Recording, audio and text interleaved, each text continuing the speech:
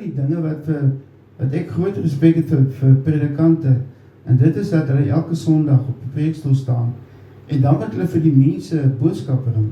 En elke keer moet dit 'n goeie boodskap wees, 'n boodskap wat sin maak, en 'n boodskap wat hulle kan huis toe vat. Jy weet, padkos vir die week wat voorlê, en dan is dit ook nie net een erediensie, dis mos nou,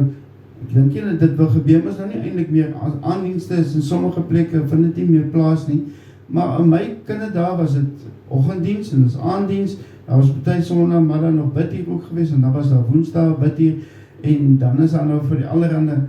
ander goed, was daar ook partykeer 'n preek nodig gewees, so 'n dominee in daardie tyd en daardie dae moes baie preke gemaak het. Nou ek het nou al agtergekom,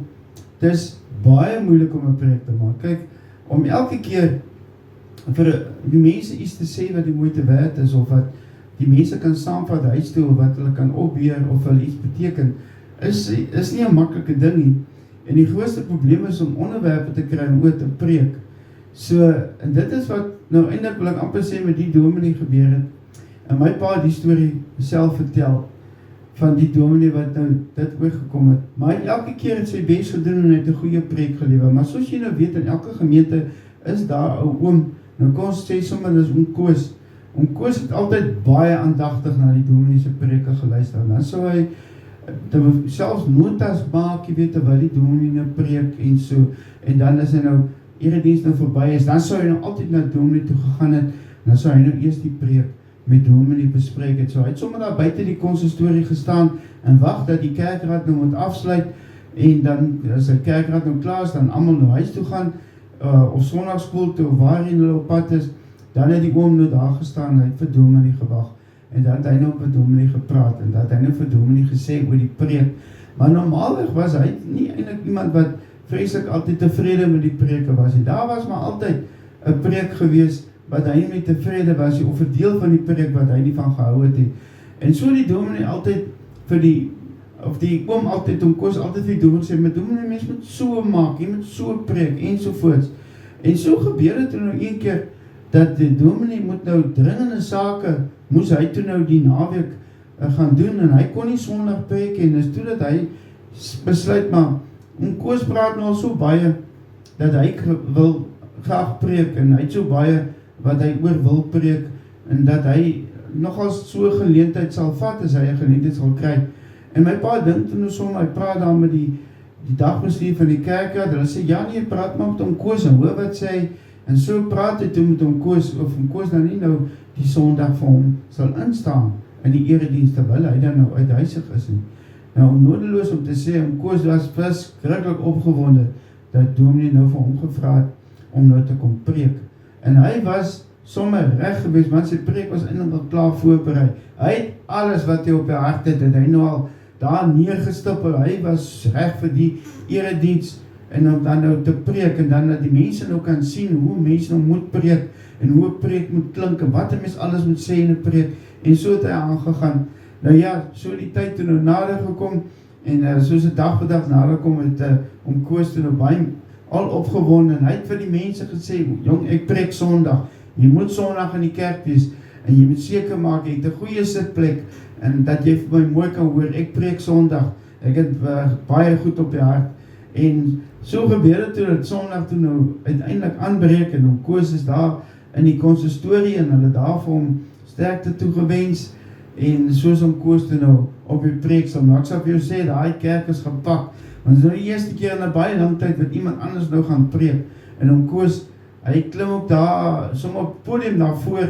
daai tyd was hy gebruik, dit is nou net as jy 'n regte dominee was, dan kon jy nou op die preekstoel gestaan het, as jy nie was nie, dan was daar so 'n preekstoeltjie, wat die voor die groot preekstoel gestaan het, dan kan jy nou daar staan, dan kan jy nou daar vanaf praat, en so het om Koos, toe nou agter die klein preekstoeltjie gaan staan, en so het hy toe die erediens gaan lei, en uiteindelik het hy toe nog gekom by sy preek, maar ek sal vir jy sê, om Koos preek nie,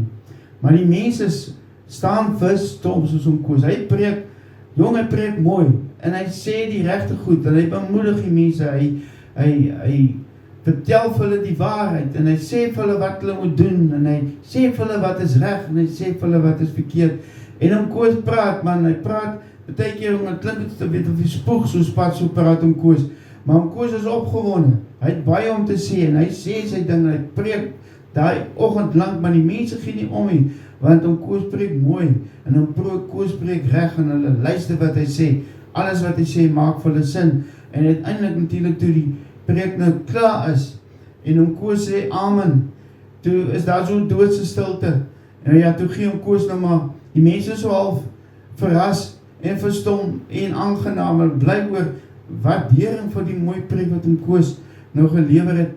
en so het die dominee toe nou die maandag, het hy toe nou alles verneem van hoe goed Koos gepreek het, en hoe wonderlik was, en hoe hulle van Koos geniet het, en hoe vol die kerk was, en al die goed, en die dominee was toe nou baie bly dat dit nou gebeur het, want toe weet hy nou, as hy nou volgende keer weer iewers moet wees, dan hoef hy nou nie met iemand te soek, en nou kan hy vir Koos gaan vra, en so was het ook toe nou nie lang aan nie, wat die dominee toe weer verdringende sake, toe nou nie by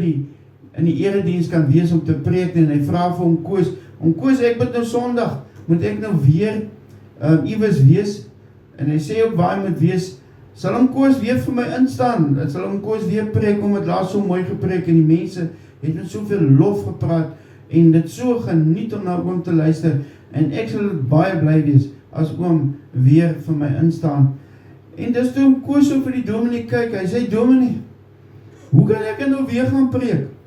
En die dominee vraag nou, hoe dan so Koos? En Koos het dan laat so mooi gepraat. Hy sê, dominee,